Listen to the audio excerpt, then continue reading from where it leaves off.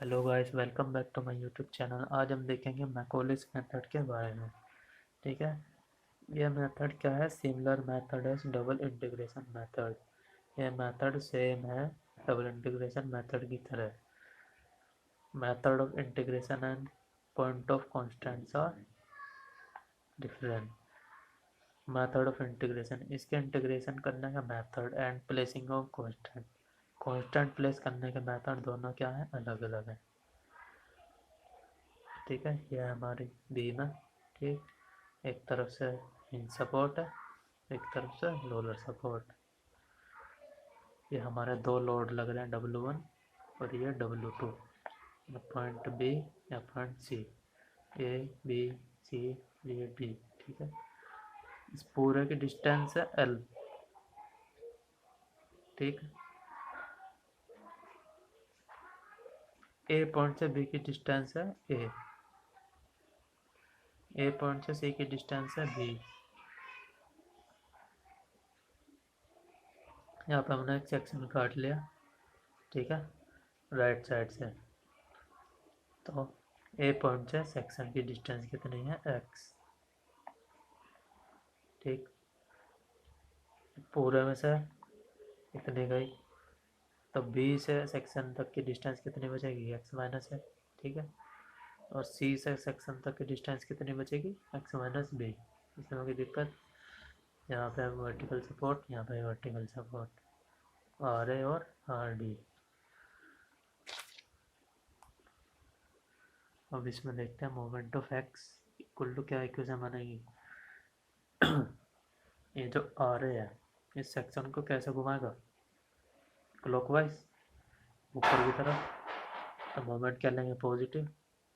Distance कितनी है? X, और X हो गया स्लैश लगा। अब ये W1 इस सेक्शन को कैसे घुमाएगा? Anti clockwise.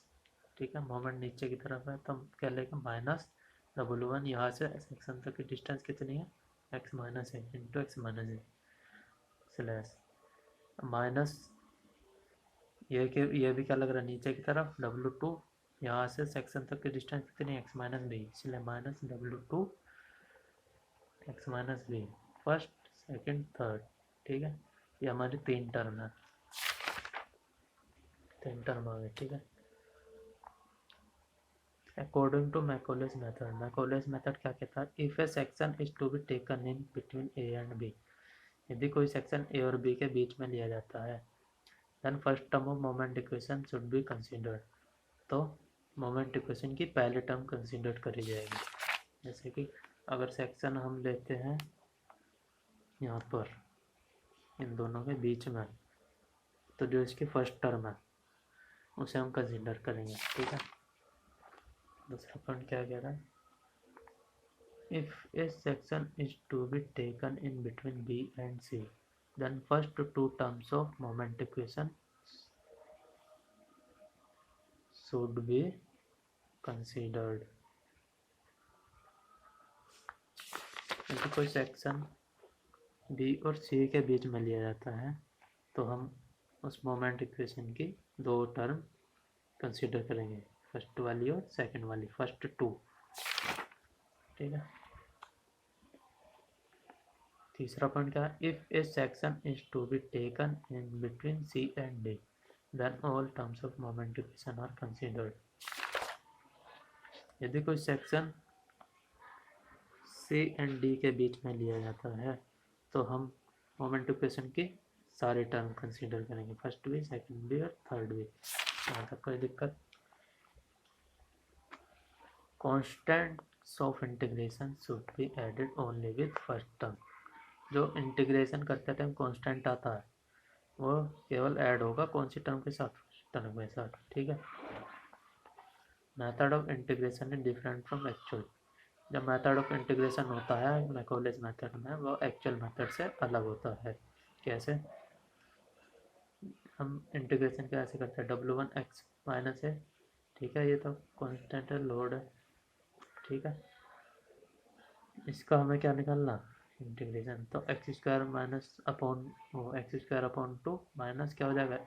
एक्स, जो कि एक्चुअल मेथड है। लेकिन मैकॉलेज मेथड में ऐसा नहीं होता।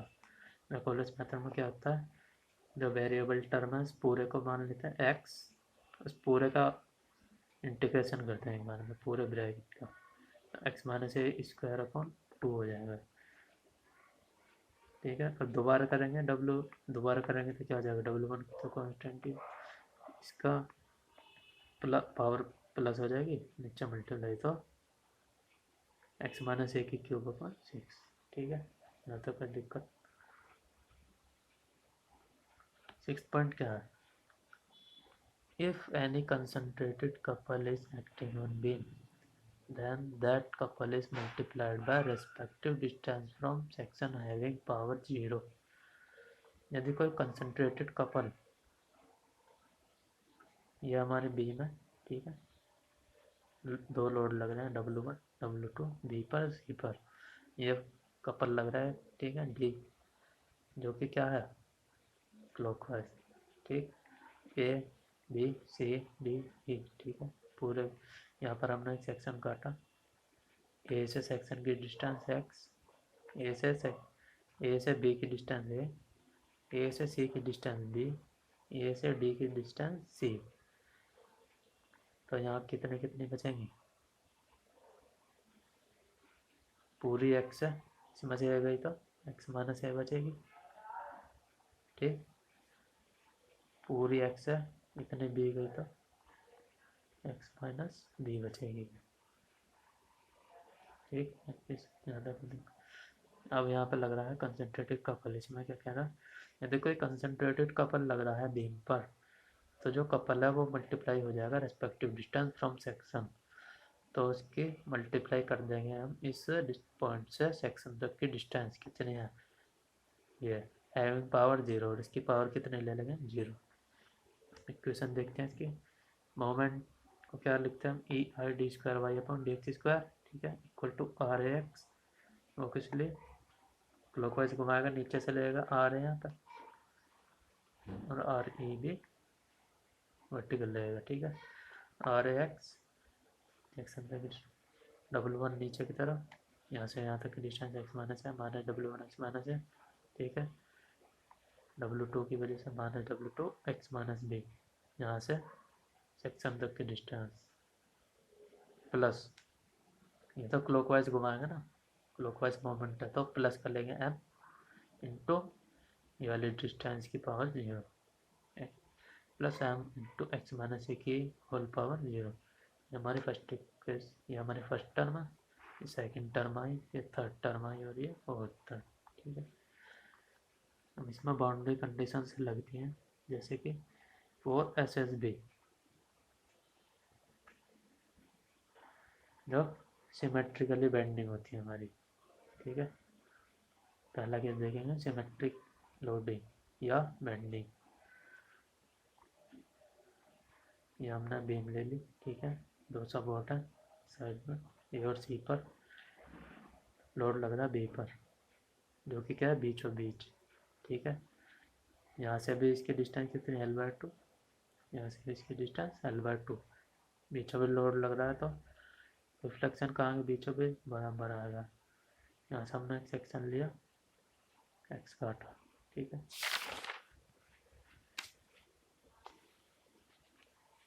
इसमें एंड्स पर वाई क्या होगा 0, एंड्स पर कोई डिफ्लेक्शन नहीं होगा, क्यों, एंड्स पर तो ये फिक्स्ड है, बिल्कुल सपोर्टेड है, यहाँ से तो हिल ही नहीं सकते, ठीक है, बीम तो हिल ही नहीं सकती, डिफ्लेक्शन कहाँ होगा बस यहाँ होगा, तो इसमें दो पॉइंट है एक्स इक्वल टू 0 पर, एक्स इक्वल टू L पर, ठीक है, वाई कब 0 आएगा, एक्स इक्वल टू 0 पर और एक्स इक्वल टू L पर, ये हमने लिखा X equal to 0, Y equal to क्या है 0, X equal to 0, Y equal to क्या है 0, थीटा थीटा मैक्स है, थीटा थीटा मैक्स, ये दोनों कंडीशन के साथ थीटा क्या हो जाएगा थीटा मैक्स।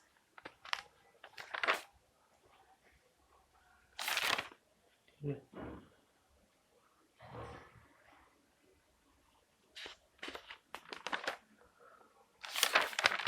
अब देखिए ये जो दोनों पॉइंट हमारे एंड पर, यहीं पर तो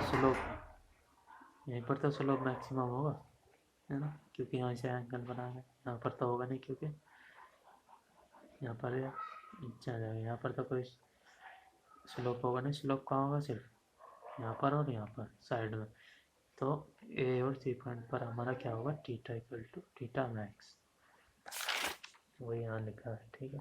x equal to L by two, X equal to L by two का हमारे यहाँ पर जो रिफ्लेक्शन होगा मैक्सिमम यहाँ, क्योंकि यहाँ भी कुछ नहीं हो रहा रिफ्लेक्शन, यहाँ भी कुछ नहीं हो रहा रिफ्लेक्शन, तो रिफ्लेक्शन कहाँ होगा यहाँ पर, जो कि क्या होगा maximum. X equal to L D Y by D X zero, theta zero है यहाँ पर, ठीक है। डिफ्लेक्शन क्या है, मैक्सिमम,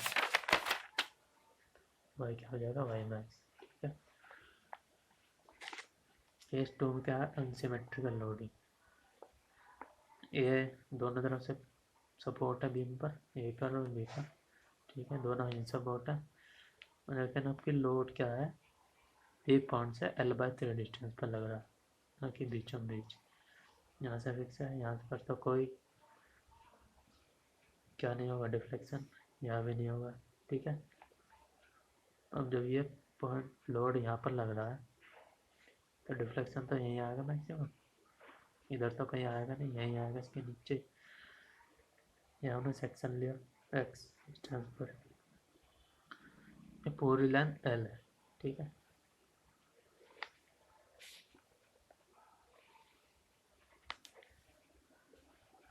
ये एल बाई थ्री पर लग रहा है, तो बाकी कितने बचेंगे, two L by three. X equal to zero पर वाई जीरो तो है ही, एक्स इक्वल टू एल पे भी वाई जीरो है, क्योंकि कोई डिफ्लेक्शन नहीं होगा। डिफ्लेक्शन का होगा सिर्फ यहाँ पर। अब हम इसमें एक इक्वेशन लगाएंगे, E I D Y by D X equal to F X, ठीक है। और यहाँ पर हम D Y by D X को क्या रखेंगे, जीरो। क्यों रखेंगे जीरो, क्योंकि इस पॉइंट पर स्लोप क्या है, जीरो, स्लोप कुछ भी ना होता, तो यहाँ रखे वैल्यू जीरो। जो भी एक्स की वैल्यू आएगी उसे E I Y equal to F X की इक्वेशन में एक्स की जगह पर रखेंगे, तो हमारा वाई क्या निकल आएगा, वाई मैक्स, ठीक है। किसी को दिक्कत तो कमेंट में पूछ सकते हैं, ठीक है। मिलते हैं अपने नेक्स्ट वीडियो में अगले टॉपिक के साथ। Bye bye.